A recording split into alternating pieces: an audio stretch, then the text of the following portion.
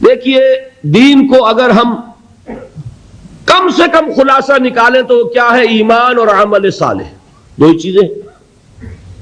والتین والزیتون وطور سینین وہذا البلد الامین لقد خلقنا الانسان فی احسن تقویم ثم رددناہ اسفل سافلین الا الذین آمنوا وعملوا الصالحات۔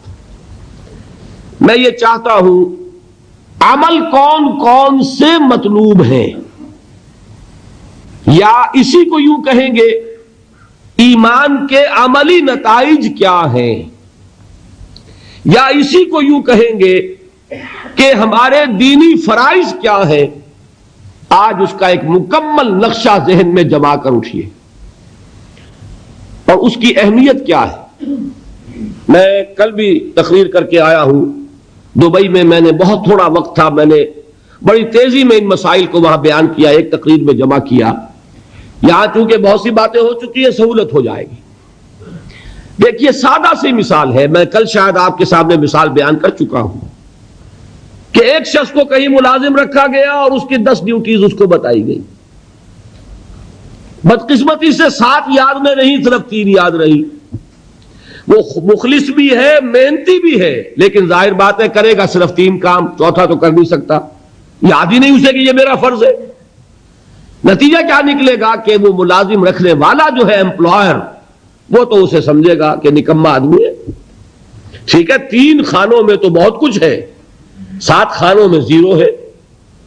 یہی خطرہ ہے ہمیں اگر ہم دین کے فرائض کا صحیح تصور اپنے سامنے نہ رکھیں۔ وہ دین کا فرائض وہی عمل صالح ہے۔ اس کے لیے میں آج آپ کے سامنے جیسے میں نے وہ تمثیل بیان کی جو حدیث میں آئی، ایک تمثیل اور رکھ رہا ہوں کہ اس کا نقشہ ذہن میں جما لیجیے۔ ایک 3 منزلہ عمارت کا نقشہ ذہن میں جمائیے۔ 3 منزلہ عمارت ہے تو 3 چھتیں تو ہوگی نا، اس کے نیچے ایک بنیاد ہوگی، لیکن فرق صرف یہ ذہن میں رکھیے آج کل ایسی بلڈنگز بنتی ہیں پہلی منزل پر کوئی دیوار نہیں، صرف ستون ہے تاکہ وہاں پہ آپ کے لیے پارکنگ سپیس بن جائے۔ پھر دوسری منزل پر وہ کوئی آفیسز وغیرہ ہے، تیسری منزل ہے۔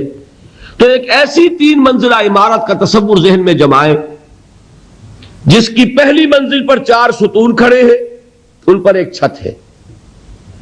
دوسری منزل ستون اب نظر نہیں آئیں گے چونکہ دیواریں بن گئی، اگرچہ جو نیچے ستون ہے تو اوپر بھی ستون ہی چلیں گے، دوسری چھت کا سارا لوڈ بھی ستون پہ لینا پڑے گا، دیواروں پر نہیں۔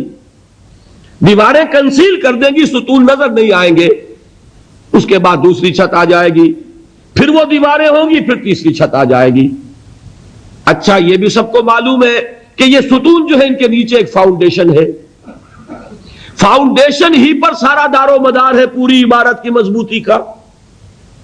اس فاؤنڈیشن کے بھی 2 حصے ذہن میں رکھیے، ایک وہ جو کہ زیر زمین ہے، نظر نہیں آ رہی، ایک اس کا تھوڑا سا حصہ جو اوپر نظر آتا ہے جسے آپ پلنتھ کہتے ہیں۔ یہ چیزیں ذہن میں آپ جما لیں اور ان کی جو ریلیٹیو امپورٹنس ہے اس کو سمجھ لیں، تو پھر میں پورا نقشہ آپ کے سامنے رکھوں گا اور اللہ تعالیٰ اس تمثیل کے حوالے سے انشاءاللہ بہت اہم باتیں جو ہے سہل کر کے آپ کے ذہن نشین فرما دے گا۔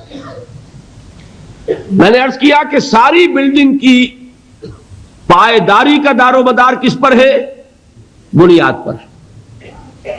پھر اس بنیاد تک 3 چھتوں کا لوڈ آ رہا ہے 4 ستونوں سے، ٹھیک؟ پھر یہ کہ اہم ترین کون سی ہے منزل؟ پہلی نہ ہو تو دوسری کا کوئی سوال ہے؟ وہ تو پھر ہوا میں ہوگی، نہ دوسری نہ تیسری۔ لیکن بلند تر کون سی ہے؟ دوسری۔ اور بلند ترین کون سی ہے؟ تیسری۔ اہم ترین کون سی ہے؟ پہلی۔ یہ چیزیں واضح ہیں نا۔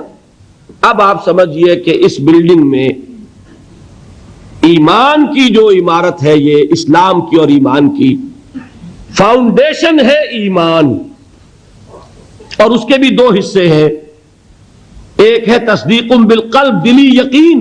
اصل جو ہے بنیاد وہ ہے جو نظر نہیں آتی، دل میں ہے نا۔ جیسے اصل بنیاد زمین میں چھپی ہوئی ہے، اصل ایمان دل میں چھپا ہوا ہے، تصدیق بالقلب، یقین قلبی. جیسے اس فاؤنڈیشن کا تھوڑا حصہ اوپر نظر آیا ہے پلنتھ، اسی طریقے سے ایمان کا ایک حصہ ظاہر ہے، اقرار باللسان، کلمہ شہادت، اشہد ان لا الہ الا اللہ واشہد ان محمد رسول اللہ. چار ستون جو کھڑے ہیں یہ چار عبادات ہیں، نماز، روزہ، حج، زکوٰۃ. پہلی چھت وہ کیا ہے؟ اب اس کے لیے دیکھیے سادہ لفظ کیا ہے؟ ہمتن اللہ کی بندگی کرنا، کلیتن اسلام میں داخل ہو جانا، ہما وقت ہما وجوہ اللہ کا غلام بن جانا. اس کے لیے اصطلاحات کیا کیا ہے؟ پہلی اصطلاح اسلام. اسلام کے کیا معنی؟ گردن جھکانا. اس اسلام کے بارے میں کیا فرمایا؟ ادخلوا فی السلم کافہ، اسلام میں آنا پورے کے پورے آؤ. دوسری اصطلاح کیا ہے؟ اطاعت. اطاعت کسے کہتے ہیں؟ دلی آمادگی سے کسی کا کہنا ماننا. تو سے بنا ہے، تو و کرہا، یا بولتے ہیں نا تو کرہن، تو کہتے ہیں دلی آمادگی. تو اطاعت اللہ کی اور اس کے رسول کی دلی آمادگی کے ساتھ. تیسرا لفظ کیا ہے؟ تقوی. تقوی اطاعت ہی کا در حقیقت ایک منفی پہلو ہے. اللہ کے حکم پر چلنا اطاعت، اللہ کے حکم کو توڑنے سے بچنا تقوی. بات تو ایک ہی ہو گئی. اور آخری اصطلاح کیا ہے؟ عبادت. عبادت بنا عبد سے، عبد کے معنی غلام، اللہ کی ہمہ وقت ہمہ تن غلامی.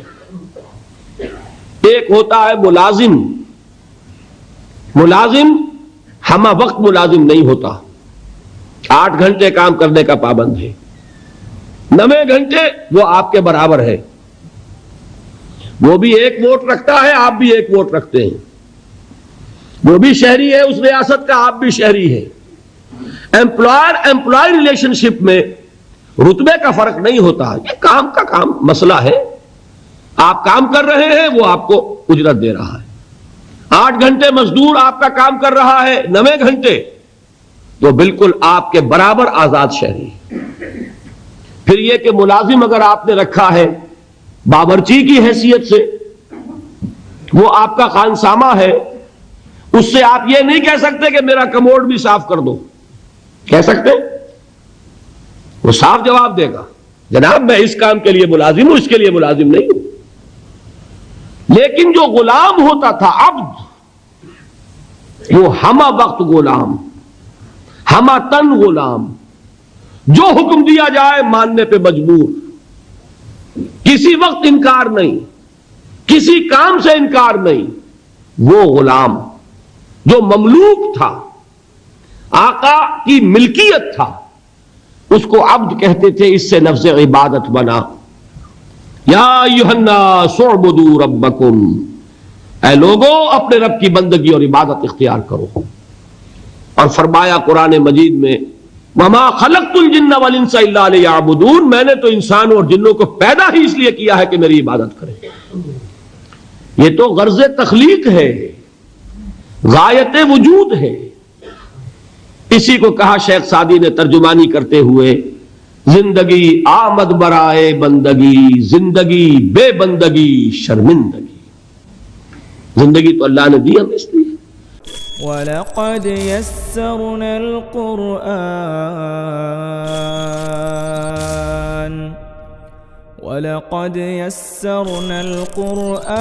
لِلذِّكْرِ فَهَلْ مِن مُّدَّكِرٍ